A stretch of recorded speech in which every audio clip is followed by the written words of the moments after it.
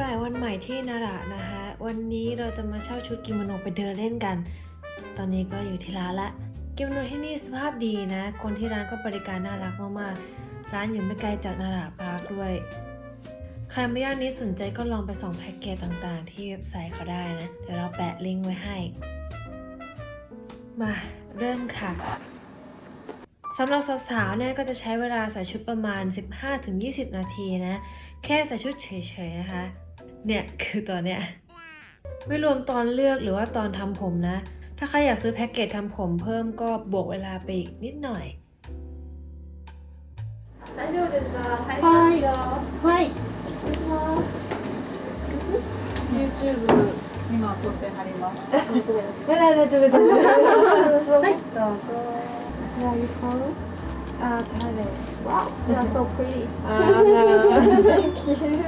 You are YouTuber? Yeah I have a YouTube and actually I'm a model in my country just like part time for like YouTube Wow, cool. I think you have a lot of fans. No, it's so not that big. ดูรวมๆแล้วถ้าใครจะมาเช่าชุดก็เผื่อเวลาไว้เลยว่าอาจจะต้องอยู่ในร้านเนี่ยประมาณ1 ชั่วโมงนะ The first time for no. Second time. First time I'm wearing Muji. Oh. So why not choose the belt color?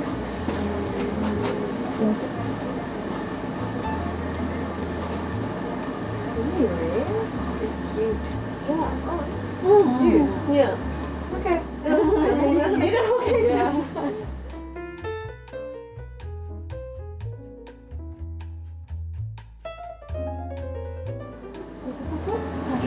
Yeah. The downward. Kawaii. So next time we're doing the hairstyle. Okay. Yeah.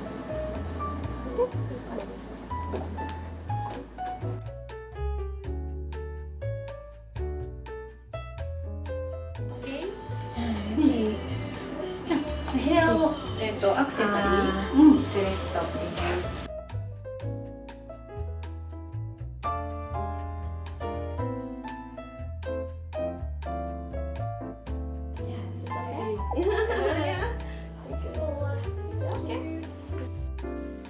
เป็นชุดเสร็จแล้วครับเดี๋ยวขอรับทานอาหารสักครู่แล้วก็จะเข้าไปในส่วนตลาดนะร้านสุ่มเข้ามาแล้วคนเยอะมากไม่คิดว่าคนจะเยอะในโซนนี้กินก่อนนะคะ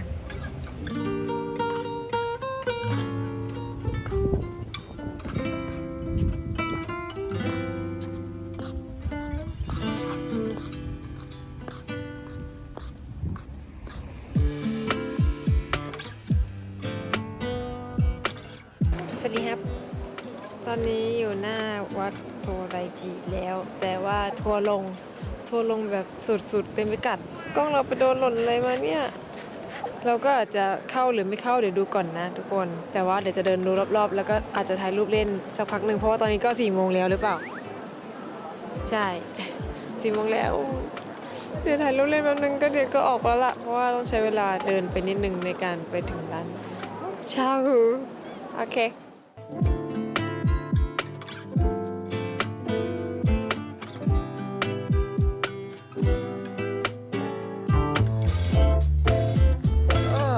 That's okay.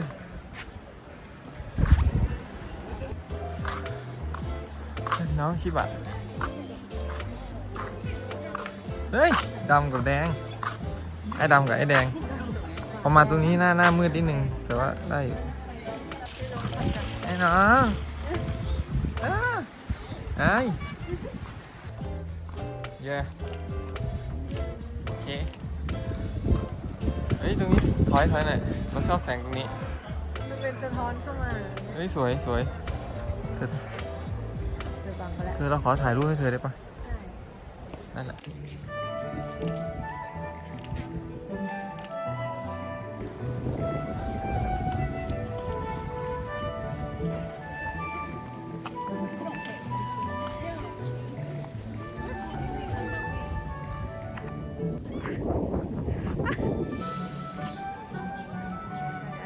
ฟิลอาจารย์นั่นแหละ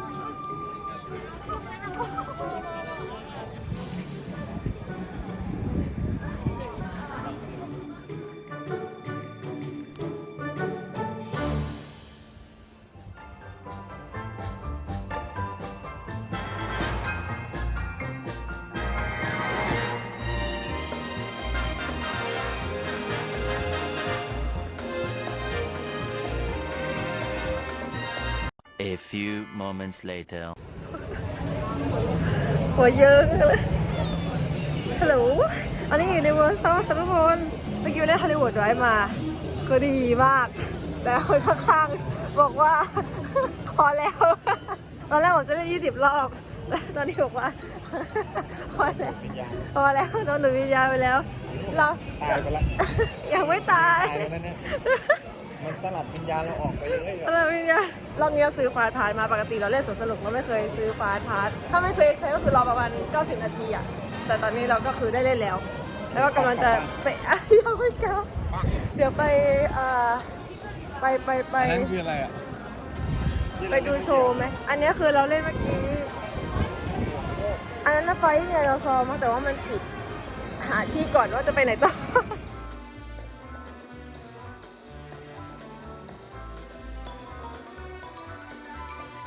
เรากำลังจะไปสไปเดอร์แมนนะคะอากาศเย็นมากวันนี้แต่ว่าแดดก็เอาเรื่องเหมือนกันดูสไปเดอร์แมน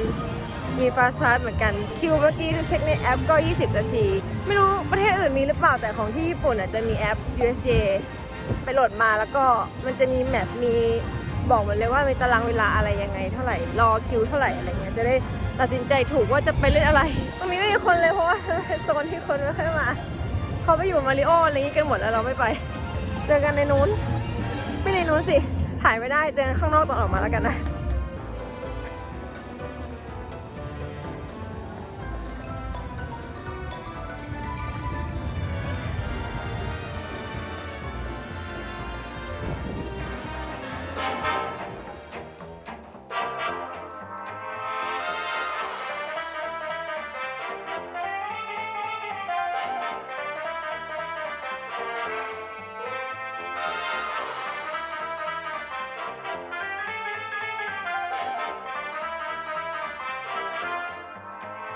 หัวเราะขึ้นมาแล้ว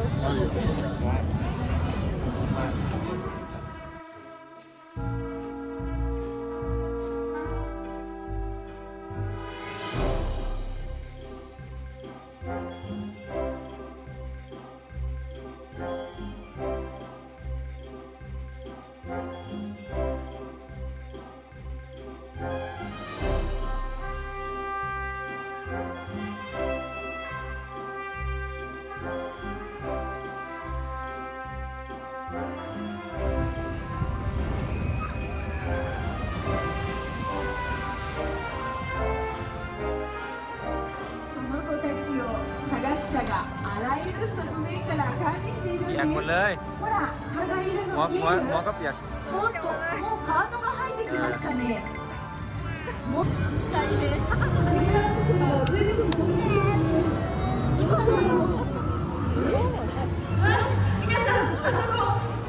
ตอนนั้นน่ากลัวด็อกเตอร์ด็อกเตอร์ก็น่ากลัวเลยเด็กกลัวแต่ก็อยากดูนะ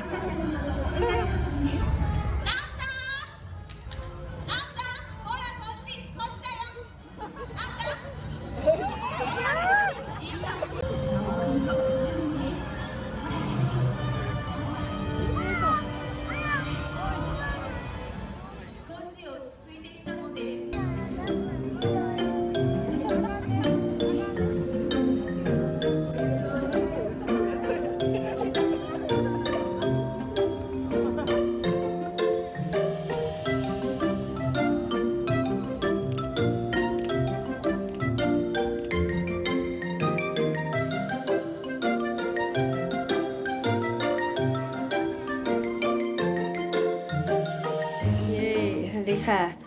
ตอนนี้กลับถึงบ้านแล้วไม่ใช่บ้านที่พักแล้วจากยูนิเวอร์แซลนะวันนี้ไปเที่ยวยูนิเวอร์แซลเจแปนเป็นครั้งแรก เราเคยเที่ยวแต่ที่สิงคโปร์ไปมา2 ครั้งครั้งนี้ก็มาที่ญี่ปุ่นเก็บครบเลยทุกอย่างที่ควรจะเล่น มันจะมีของเล่นที่เป็นแบบว่าเครื่องเล่นเป็นเครื่องเล่นเด็กหน่อยหรือว่าเป็นพวกโชว์ attraction บางอันที่เราไม่ได้เข้าเราก็เลือกอันแต่ที่อยากจะเข้าเดี๋ยวเราจะรีวิวเครื่องเล่นที่เราเล่นแล้วก็recommend ที่จะให้ทุกคนเล่นถ้ามาที่นี่ก็ควรจะไปเล่นนะเราบอกในปาร์คเมื่อกี้อาจจะเสียงดังๆวุ่นวายพยายามจะอัดคลิปนู่นนี่นั่นแต่ก็อัดแต่นั้นแล้วก็มีเสียงเพลงดังแล้วคนก็จอแจตลอดเวลาคนเยอะมากทั้งวันเลยเพลงที่ปาร์คเขาจะเปิดเพลงพวกแบบเพลงลิขสิทธิ์อะไรเงี้ยแล้วก็จะไม่อยากอัดเพราะเสียงเพลงก็เข้าตีกันมั่วไปหมดเราก็เลยโอเคถ่ายแต่ภาพมานิดหน่อยแล้วก็มาสรุปตรงนี้ให้ฟังแล้วกันเนาะอีกทีนึงแอปอันนี้เป็นแอปUniversal Japan นะทุกคนถ้าใครจะไป USJ ก็ควรโหลดมาไว้มันจะมีแบบว่าตัวเครื่องเล่นก็จะมีบอกเวลาอีกกี่นาทีที่จะต้องรอก่อนจะไปเล่นถ้าตอนที่เราไปอยู่ก็จะเป็นเรียลไทม์เลยอันเนี้ยมีประโยชน์มากถ้าไม่อยากแบบเดินวนไปวนมาโดยแบบเสียเวลาเปล่าก็ควรมีอันนี้จะได้รู้ว่าแบบรอกี่นาทีควรจะไปไหมอันไหนปิดอะไรเงี้ยให้แน่นอนก็คือไปเช็คตัวในเว็บเขาก่อนเขาจะมีตารางหมดเลยว่าปีเนี้ยเดือนไหนวันไหนเขาจะปิดเครื่องเล่นตัวไหนมีเป็นโหมดแบบแผนที่ด้วยนะจุ่มเข้าไปได้เลยว่าแบบโอเคอยู่ตรงไหนถ้าอยู่ในปาร์คก็จะขึ้นแบบ GPS ตัวเราได้เลยว่าเราเดินอยู่ตรงไหนแล้วมีนี่รอกี่นาทีอะไรอย่างเงี้ยอยู่โซนอะไรมีประโยชน์มากนะครับเรามารีวิวแบบสับๆรวดเร็วเราไปถึงปาร์คประมาณ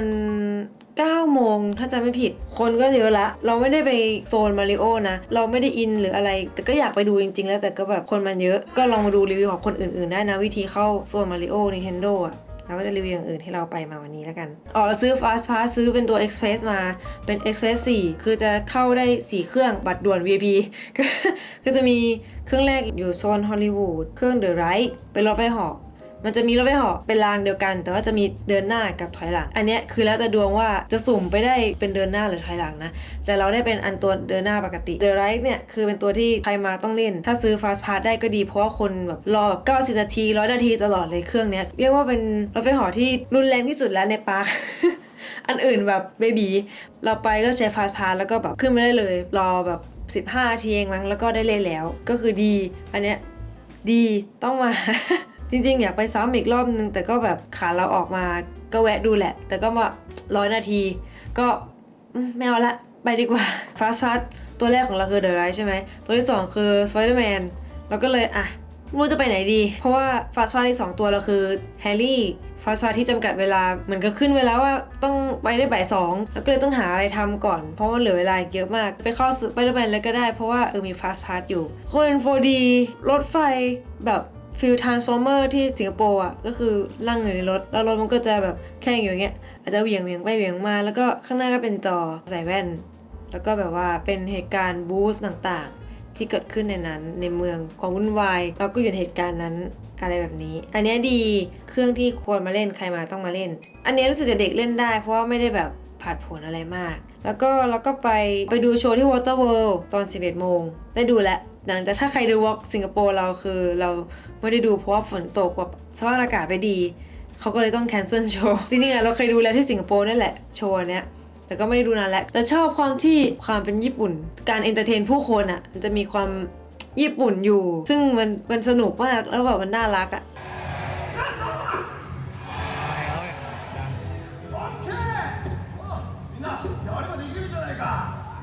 ก่อนโชว์เริ่มเขาจะมีเล่นกับคนดูอะไรเงี้ยก็แบบไฮป์คนดูรอคนดูมานั่งแล้วก็เตรียมตัวคนดูให้แบบเข้าโชว์เขาอะไรดีโชว์ดีการแสดงแบบเหมือนเดิมเป๊ะแล้วก็ดีทุกคนแบบนักแสดงแบบเก่งสตันยอดเยี่ยมจากวอเตอร์เวิลด์แล้วเราก็ไป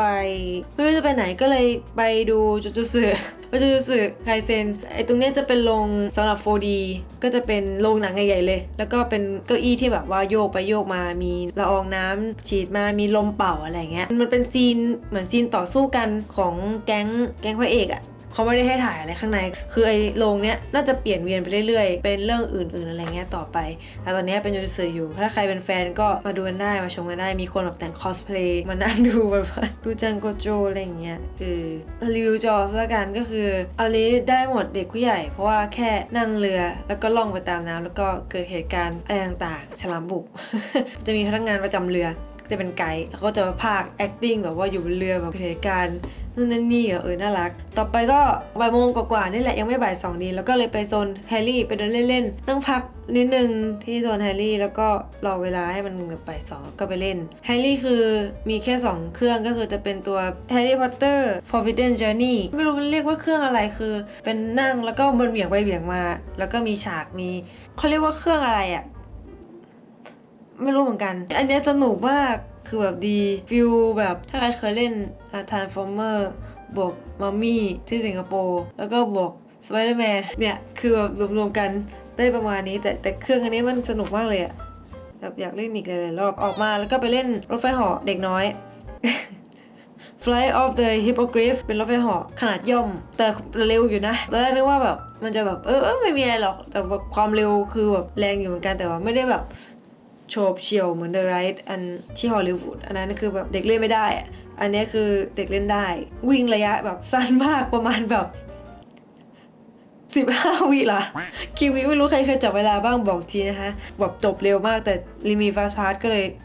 ก็เล่นไปใช้บัตรให้มันคุ้มค่านะคะแต่คนก็รอต่อกันเยอะเหมือนกันนะเพราะว่าแบบมันไม่ได้มีเครื่องเล่นอะไรเยอะตรงโซนนี้แฮร์รี่โซนด้านหน้าก็จะมีแบบ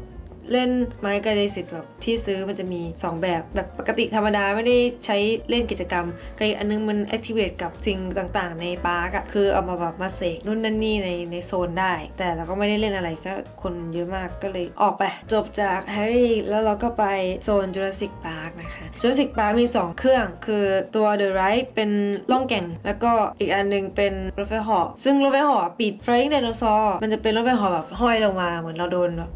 นกหยิบแล้วก็บินไปแล้วเราก็จะอยู่ห้อยอยู่ข้างล่างกับห้อยหัวทิ่มลงมาอันนี้อยากเล่นมากเลยแต่แบบปิดปรับปรุงเสียดายก็เลยไปต่อคิว The Ride เพราะว่าค่อนข้างเร็วคือเรือเขาลำใหญ่ก็เลยรอไม่นานต่อคิวประมาณ20 นาที30 นาทีนี่แหละตอนเข้าไปป้ายบอกว่า35 นาทีแต่ถ้าใครแบบมาคนเดียวอะไรเงี้ยมันจะมีช่อง Single Ride คือเหมือนช่องด่วนของคนที่มาคนเดียวเพราะบางทีเขามาเป็นคู่มาเป็นแก๊งแล้วมันจะเหลือเศษที่นั่งคนเดียวอะไรเงี้ยคนเขาจะไม่อยากมานั่งคนเดียวเขาก็จะมีช่องพิเศษสำหรับคนมาคนเดียวก็มาเติมเนี่ยช่องพวกเนี้ยเขาก็จะได้เข้าเร็วหน่อยเพราะว่าเขาไม่ต้องรอให้มันครบแก๊งครบแถวใช่ไหมไอ้เจ้าคิวซิงเกิลเนี่ยคือ15 นาทีน่าจะได้เข้าเร็วมากๆแต่ถ้าเรามากับคนอื่นด้วยก็เข้าคิวปกติอันนี้ก็คือดีเป็นล่องแก่งไปตามที่ในปาร์คสุดท้ายก็มีดอกแพรลงมาแบบบึ้มแล้วเราได้นั่งหน้าสุดคือ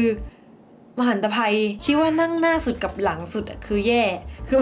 สำหรับคนไม่อยากเปียกคือเป็นที่นั่งที่ไม่ดีเท่าไหร่การที่เล่นเครื่องเล่นแล้วนั่งหน้าสุดคือมันดีนะแต่อันนี้มันเปียกไง คือเราไม่ได้อยากเปียกแล้วเปียกมากด้วยไอ้เครื่องเนี้ยที่สิงคโปร์ไม่รู้ว่าเรียกเครื่องชื่อเดียวกันหรือเปล่าแต่มันมีเป็นแบบนี้เหมือนกันแต่ที่สิงคโปร์คือถ้าจำไม่ผิดเป็นอย่างนี้เป็นกลมๆแล้วก็นั่งรอบๆอย่างนี้แล้วแพคือแบบมันจะโค้งเคงแล้วก็แบบไปบั๊มตามขอบอะไรเงี้ยอันนี้คือแบบเละแบบคืออยู่มุมไหนก็เละ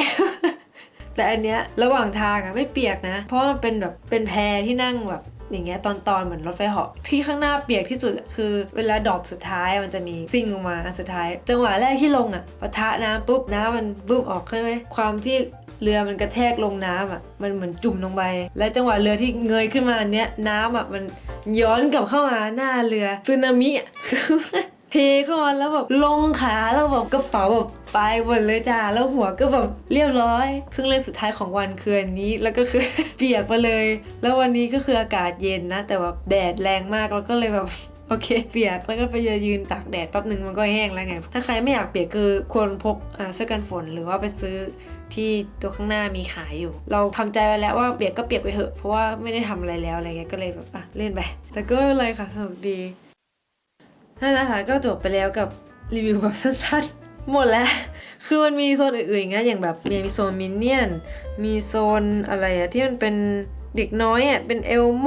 อะไรเนี่ยสนูปปี้อะไรมันไม่รู้ว่าเรียกเป็นชื่อโซนอะไรแบบโซนแบบโซนหวานเย็นแบบ